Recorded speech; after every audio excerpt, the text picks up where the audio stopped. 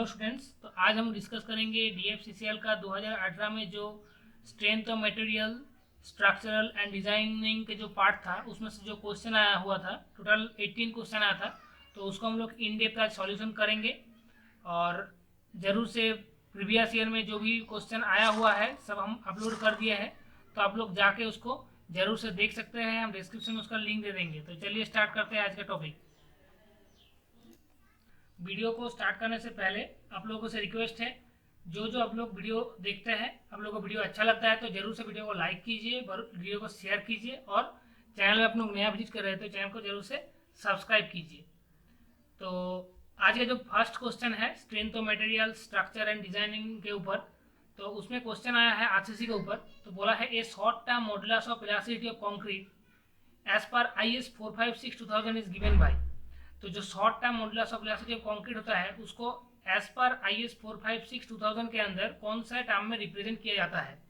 तो हम लोग जो short term modulus of elasticity of concrete है उसको हम लोग जानने से पहले हम लोग जान लेते हैं कि short term modulus of elasticity होता क्या है। Basically it is defined the elastic deformation shrinkage of concrete. तो जब कोई कंक्रीट के अंदर श्रिंकेज होता है due to presence of time या due to absence of water, तो उसके कारण ही ये शॉर्ट टर्म जो मॉडुलस ऑफ इलास्टिसिटी है ये जेनरेट होता है। और यहाँ इसको रिप्रेजेंट करने के लिए हम लोग 5000√FC के जो मेरा फर्स्ट ऑप्शन है उसको रिप्रेजेंट करते हैं। यहाँ से और दो क्वेश्चन आ सकता है। एक होता है क्रीप इन कंक्रीट और एक होता है क्रीप कोफिशिएंट। तो आप लोग जान के रखिए क्रीप क्या है। क्रीप है टाइम डिपेंडेंट फेल्योर, मतलब कि जितना टाइम हम लोग का कोई स्ट्रक्चर का बढ़ेगा उतना ही क्रीप के कारण फेल्योर बढ़ेगा। और जो क्रीप कोफिशिएंट है उसको हम लोग क्या करते हैं, उसको टाइम के साथ साथ वो घटते जाता है। तो दोनों का डिफरेंस यही होता है, क्रीप टाइम के साथ साथ बढ़ता है और क्रीप कोफिशिएंट जो होता है टाइम के साथ साथ वो घटता जाता है। तो जब हम लोग short term modulus of elasticity देखेंगे तब हम लोग बोलेंगे क्या है उसका रिप्रेजेंट करने का वैल्यू 5000√FC के। तो ऑप्शन मेरा करेक्ट हो जाएगा, ऑप्शन 1। तो सेकंड क्वेश्चन जो मेरा है, which of the following is not an object of seasoning timber. तो इसका मीनिंग क्या है, इसका मीनिंग है जो ऑप्शन मेरा 4 को दिया हुआ है, reduction of weight of the timber, reduction of natural defect of the timber, reduction of shrinkage and warping, increasing strength and durability. तो ये 4 ऑप्शन के अंदर कौन सा ऑब्जेक्टिव है जो कि मेरा सीजनिंग के कारण हम लोग का नहीं होता है। बेसिकली सीजनिंग क्या होता है, पानी होता है नॉर्मल टिम्बर के अंदर, तो वो पानी को सुखाने का जो प्रोसेस है उसको ही बोला जाता है सीजनिंग। ये मैकेनिकल प्रोसेस में हो सकता है और फिजिकल प्रोसेस में हम लोग नेचुरल प्रोसेस में कर सकते हैं।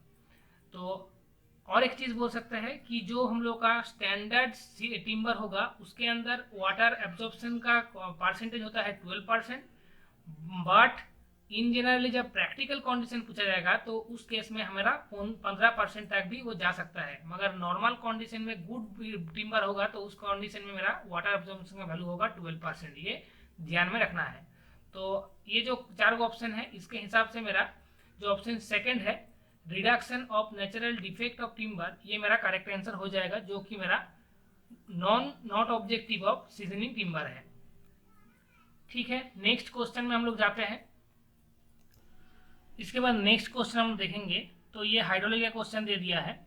बोला है a 6 hour rainfall of 6 centimetre part a was found to have return period of 40 years. The probability that of a 6-hour rainfall of the largest magnitude will occur at least once in 20 successive year। यहाँ पर 3 point को आप लोगों को ध्यान में रखना है। फर्स्ट है एटलीस्ट वंस, सेकेंड है रिटर्न पीरियड और सक्सेसिव ईयर। तो इसका जो फॉर्मूला होता है, जब आपको क्वेश्चन में डायरेक्टली यहाँ पर एटलीस्ट वंस नहीं देगा तो उस कंडीशन में हम लोग फॉर्मूला पुट कर सकते हैं 1 माइनस p⁴n। उसको फिलअप करेंगे। जब हमको एटलीस्ट 1 नहीं बोलेगा तो हम लोग डायरेक्ट फिलअप करेंगे तो मेरा आंसर आ जाएगा। मगर जब हमको बोल दिया है कि एटलीस्ट वंस, तो उस कंडीशन में हमको p निकालना है। तो p का वैल्यू होगा p equals to 1 minus 1 by return period, मतलब कि 1 बाई t का यहाँ पर वैल्यू होगा 1 बाई 40। तो जो p का वैल्यू होगा उसको हम लोग पुट करेंगे वो क्या कौन सा फॉर्मूला में, 1 minus bracket close p to the power n। तो p का जो वैल्यू होगा 1 बाई t के रिस्पेक्ट में, मतलब 1 बाई 40, और n का वैल्यू होगा हम लोग का 20। तो इसके कारण मेरा जो वैल्यू आएगा उसी को हम लोग लिखेंगे। तो कैलकुलेशन करने के बाद मेरा वैल्यू आएगा, आप लोग देख लीजिएगा। ऑप्शन 3 मेरा वैल्यू आएगा। तो ये बहुत लेंथी प्रोसेस है, विदाउट कैलकुलेटर में ये कैसे दे देता है हमको पता नहीं होता है। तो इसको आप लोग ट्राई करके देख सकते हैं, और क्वेश्चन को कमेंट करके हमको नीचे जरूर बोलिएगा कि आपका वैल्यू आया या नहीं। नेक्स्ट हम लोग क्वेश्चन देखते हैं। बोला है the water absorption for good brick should not exceed. तो हम लोग ये पहले जान लेते हैं कि वाटर एब्जॉर्प्शन जो मेरा होगा गुड ब्रिक के लिए वो कितना कितना होता है। तो as per water absorption brick को 3 पार्ट में डिवाइड किया गया है। First class brick, second class brick, third class brick. First class जो ब्रिक होगा उसका वाटर एब्जॉर्प्शन होगा 20% या उससे कम, 20% से ज़्यादा वाटर एब्जॉर्प्शन नहीं होगा। जो सेकंड क्लास ब्रिक होगा उसका वाटर एब्जॉर्प्शन होगा 22%, मतलब कि 22%, और जो मेरा थर्ड क्लास ब्रिक होगा उसका 24 to 25% वाटर एब्जॉर्प्शन होगा। और ये जो वाटर एब्जॉर्प्शन होता है ये 24 आवर्स के बाद ही लिया जाता है, मतलब कि ब्रिक को पानी के अंदर रखा जाता है, उसके बाद ही उसका टेस्ट करके देखा जाता है कितना उसके अंदर वाटर प्रेजेंट है, उसके बेसिस में ही क्लासिफिकेशन किया जाता है। तो जब फर्स्ट क्लास ब्रिक होगा उसका होगा 20%, ये ध्यान में रख दीजिएगा। नेक्स्ट क्वेश्चन हम लोग का आता है 5 नंबर क्वेश्चन। क्या बोला है, the theodolite is axis rotate of telescope in a vertical plane including. तो इसको हम लोग कौन सा एक्सिस बोलते हैं, इसको हम लोग बोलते हैं हॉराइजेंटल एक्सिस। यहाँ पर एक क्वेश्चन हम लोग बोल सकते हैं, जो थियोडोलाइट होता है यहाँ पर 2 क्वेश्चन आ सकता है। एक होता है हम लोग का ट्रांजिस्टिंग, एक होता है स्विंगिंग। किसको ट्रांजिस्टिंग बोलेंगे, किसको स्विंगिंग बोलेंगे, वो भी बहुत इंपॉर्टेंट है, वो आप लोगों को जानना चाहिए। तो थियोडोलाइट के अंदर 3 हम क्वेश्चन बोलते हैं, इसको नोट डाउन करके रखिएगा। तो हॉराइजेंटल एक्सिस किसको बोलते हैं, जो यहाँ पर दिया हुआ है, हॉराइजेंटल एक्सिस होता है the axis about which telescope is rotated in vertical plane is called horizontal axis और टर्निंग एक्सिस। हॉरिजॉन्टल जो एक्सिस है इसको टर्निंग एक्सिस भी बोला जाता है। तो इसका कब होगा, जब टेलीस्कोप रोटेट करेगा वर्टिकल प्लेन के रिस्पेक्ट में, तब उसको हम लोग हॉरिजॉन्टल एक्सिस बोलेंगे या टर्निंग एक्सिस बोलेंगे। सेकंड क्या है, स्विंगिंग किसको बोलेंगे, जो अभी बोले हम लोग कि revolving the telescope in horizontal plane about the vertical axis, मतलब हॉरिजॉन्टल प्लेन के रिस्पेक्ट में वर्टिकल एक्सिस में जब रोटेट करेंगे तब उसको बोलेंगे स्विंगिंग। उसका जस्ट अपोजिट जो होगा उसको हम लोग ट्रांजिस्टिंग बोलेंगे, जो कि होगा मेरा वर्टिकल प्लेन के रिस्पेक्ट में हॉरिजॉन्टल एक्सिस के रोटेशन, तो उसको हम लोग बोलेंगे ट्रांजिस्टिंग। तो ये 3 क्वेश्चन आप लोगों का बहुत इंपॉर्टेंट है यहाँ से। और 2 क्वेश्चन होता है, एक होता है लाइन ऑफ कॉलिमेशन, एक होता है लाइन ऑफ साइट। तो ये 2 क्वेश्चन भी बहुत इंपॉर्टेंट है। लाइन ऑफ कॉलिमेशन किसको बोलते हैं, लाइन ऑफ साइट किसको बोलते हैं, हॉरिजॉन्टल एक्सिस क्या है, स्विंगिंग क्या है और ट्रांजिस्टिंग क्या है। आप लोग कमेंट करके हमको बोलिएगा कि लाइन ऑफ एक्सिस और लाइन ऑफ साइट में हम लोग डिफरेंस पता है या नहीं पता है। तो इसके लिए इंडिविजुअल वीडियो हम कर देंगे, आशा करते हैं उसके बाद आप लोग का प्रॉब्लम सॉल्व हो जाएगा। नेक्स्ट क्वेश्चन हम लोग जाते हैं। तो ये कार्प का क्वेश्चन दिया हुआ है, सार्वे का क्वेश्चन यहाँ पर बोला है what is the radius of 1 degree carp. तो ये डायरेक्टली फॉर्मूला से हम लोग पुट कर सकते हैं। तो 1 डिग्री कार्प के लिए मेरा जो रेडियस होता है वो कितना होता है, ऑप्शन बी मेरा जो है 1719। तो और भी कुछ चीज़ हम लोग डिस्कस कर लेते हैं वर्टिकल कार्प के रेस्पेक्ट में। तो यहाँ पर और क्वेश्चन आ सकता है कि वर्टिकल कार्प का जो आर्क होगा जब 30 डिग्री होगा, 30 मीटर होगा, उस कंडीशन में मेरा रेडियस होगा 1719 बाई डी। मगर जब हम लोग का जो आर्क है वो 20 मीटर होगा, उस कंडीशन में मेरा रेडियस होगा 1146 divided by D for diameter of the curve. तो ऐसे करके हम लोग का क्वेश्चन को एनालाइज करना है कि जो क्वेश्चन आया है उसके रेस्पेक्ट में इस बार क्वेश्चन कैसा आ सकता है।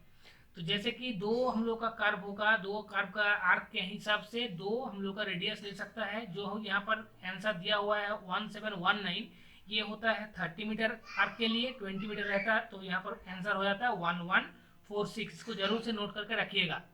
तो नेक्स्ट हम लोग देखते हैं नेक्स्ट क्वेश्चन क्या बोला है। ये स्टेनोमीटर का क्वेश्चन है। तो मोहर scale use for determining the dash of stone. तो मोहर स्केल से हम लोग क्या करते हैं, हार्डनेस कोई भी पत्थर का आइडेंटिफाई कर लेते हैं कि कितना हार्डनेस उसके अंदर प्रेजेंट है। तो इसका आंसर हो जाएगा हार्डनेस। नेक्स्ट क्वेश्चन हम लोग देखते हैं। नेक्स्ट क्वेश्चन बोला है the plane table survey work based on principle of. तो प्रिंसिपल क्या है हम लोग का प्लेन टेबल सर्वे का। तो पैरेललिज्म जो होता है उसको हम लोग प्रिंसिपल मानते हैं प्लेन टेबल सर्वे का। आप लोगों को हर एक का प्रिंसिपल पता है या नहीं, हमको जरूर से कमेंट करके बोलिएगा। आप लोग कमेंट करके जरूर बोलिएगा कि चेन सर्वे का क्या है, ट्रैवर्सिंग का क्या है, प्लेन टेबल का आप लोग पता है। इसके बाद और जो सर्वे प्रेजेंट है कमेंट करके आपको इससे बोलना है कि हर एक का प्रिंसिपल क्या होता है। तो नेक्स्ट हम लोग देखेंगे। नेक्स्ट क्वेश्चन है the spacing between the adjacent pair in river turning work is generally keeped between. तो जब रिवर टर्निंग वर्क हम लोग करते हैं तो उस टाइम में स्पेसिंग कितना रखना पड़ता है। तो एडजेसेंट स्पेसिंग उस टाइम में डायरेक्टली ये क्वेश्चन है, ये है 2 to 2.5 हमको रखना पड़ता है। इसके बाद नेक्स्ट क्वेश्चन क्या है, एज पर IS 456/2000 the minimum grade of concrete used in severe exposure condition it should be. तो यहाँ पर देखिए, यहाँ पर जो आंसर हमको लग रहा है ये थोड़ा गलती यहाँ पर दिया हुआ है, आप लोग कमेंट करके जरूर बोलिएगा। तो यहाँ पर जब सीवियर कंडीशन होता है ना, सीवियर कंडीशन के मेरा कंडीशन 5 होता है। हम लोग डिस्कस किए थे कंक्रीट टेक्नोलॉजी जब हम लोग पढ़ाए थे। आप लोग वो वीडियो नहीं देखे हो तो डिस्क्रिप्शन में उसका लिंक दे देंगे, आई बटन में जाके आप लोग देख सकते हैं। वहाँ पर हम टोटल डिस्कस किए हैं severe, very severe, extreme, moderate, क्या क्या कंडीशन होता है, कितना कितना क्लियर कवर लेना है, कौन सा ग्रेड लेना है। तो उसी से क्वेश्चन आया है। तो यहाँ पर जब सीवियर एक्सपोजर कंडीशन होगा उस कंडीशन में मेरा सीवियर कंडीशन के अंदर मेरा जो ग्रेड है वो मिनिमम M30 हमको लेना है। तो मेरा M30 ऑप्शन बी जो है ये मेरा करेक्ट आंसर हो जाएगा। और उस केस में मेरा जो नॉर्मल नॉमिनल कवर होगा वो होगा 45 mm। ठीक है, तो आशा करते हैं इसके बारे में आप लोग जानकारी आप लोग को पता हो चुका होगा, और नहीं होगा तो हम डिस्क्रिप्शन में उसका लिंक दे देंगे, उसको आप लोग देख लीजिएगा, आई बटन में भी रहेगा, उससे आप लोग पूरा क्लियर आप लोग का हो जाएगा कॉन्सेप्ट। नेक्स्ट हम लोग देखते हैं। चलिए, बोला है कि a fluid in which shear strength is more than yield value of the shear stress is proportional to the shear strength is known as. तो ये कुछ फॉर्मूला नहीं है, ये फ्लूइड का डायरेक्ट क्वेश्चन है। तो ये क्वेश्चन का आंसर हो जाएगा मेरा न्यूटोनियन फ्लूइड, जो मेरा ऑप्शन बी होगा। ये भी हमको राइट आंसर नहीं लग रहा है, जो कि यहाँ पर 4 दिया हुआ है, आइडियल प्लास्टिक। तो इसका आंसर हो जाएगा न्यूटोनियन फ्लूइड। आप लोग जरूर कमेंट करके बोलिएगा ये न्यूटोनियन फ्लूइड होगा या नहीं होगा। नेक्स्ट क्वेश्चन यहाँ पर बोला है the permissible error E is precision levelling type in distance D in kilometre is given by. तो ये डायरेक्टली क्वेश्चन है। ये क्वेश्चन के आंसर हम लोग का E जो लास्ट ऑप्शन है E इक्वल्स टू ±0.006√D, ये आंसर हो जाएगा। ठीक है, इसके बाद बोला है the principal chemical composition presents in argillaceous rock. तो आर्जेलिसियस के अंदर क्या होता है हम लोग जानते ही, एल्काली रहता है। तो मेरा ऑप्शन सी करेक्ट हो जाएगा, जो कि Al2O3 हो जाएगा। ठीक है, इसके बाद मेरा क्वेश्चन आया है the hydraulic structure is constructed when a full supply level of canal is much higher than high flood level of the stream which is term is lower than below of the canal turn such structure is called as.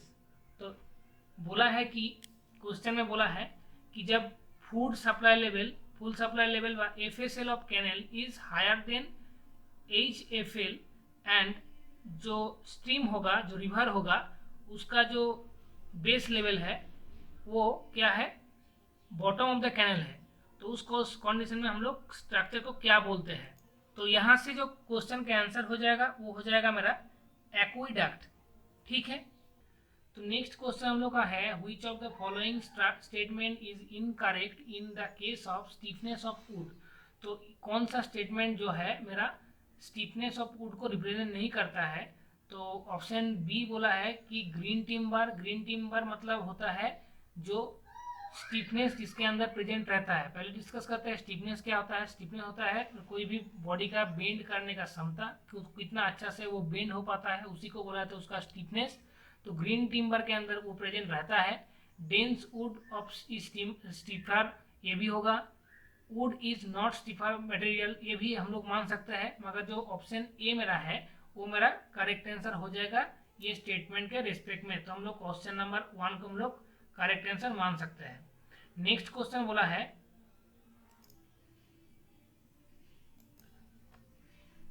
इसके बाद हम लोग next discuss करेंगे the stability of floating body the slope equilibrium is attained if the meta centre M of point dash the centre of gravity.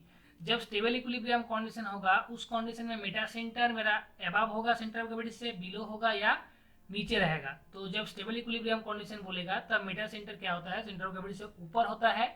जब centre of gravity और Meta centre एक ही point में रहता है तब क्या होता है, कोई भी पानी के अंदर वो नीचे भी नहीं आएगा, ऊपर भी फ्लोट नहीं करेगा, पानी के बीच में कोई एक जगह में वो कांस्टेंट रह जाएगा।